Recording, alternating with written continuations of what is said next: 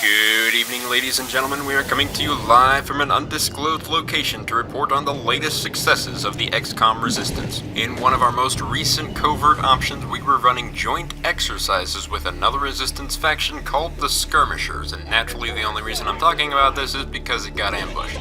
Obviously, Advent has been on our case ever since we killed one of their chosen, but that hasn't stopped us yet. You'll be happy to hear that our rescued Lieutenant Jack Patillo was quick to get back into the fight. He reprises his role as one of our best covert operatives, and even though he was somewhat injured in his latest mission, he remarks, "At least I wasn't captured again." Continuing on about Advent, they haven't stopped terrorizing innocent havens across the globe, and as such, we here at XCOM will continue to respond as quickly as we possibly can. Just as a few pointers, keep a few more guns handy than you think you'll actually need, and don't put anything explosive near where you want to take cover in a firefight.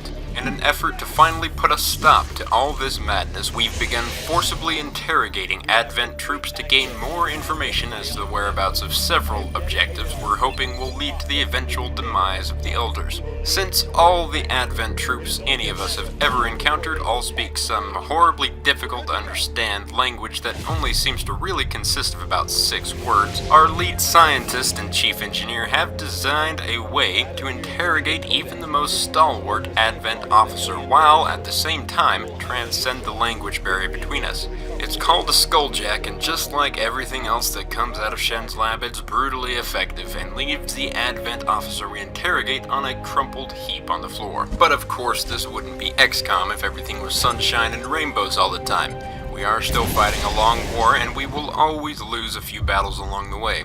Namely, we were trying to protect a data tap that was gathering a heap of information about Advent the old-fashioned way. Unfortunately for us, after we killed one of the Elders chosen, Advent has started sending in the big guns. They had sent such a large force involving everything under the sun, like priests, lancers, sectopods. Yeah, sectopods. Remember those from the first invasion? 'Cause I do. And going up against them again does not sound fun. I do not envy our soldiers in any possible sense of the word. Anyway, since they sent such a large force for such a seemingly small problem, there is no way we could actually save the data tap in time. The data tap was destroyed and one of our troops lost their lives on the field of battle.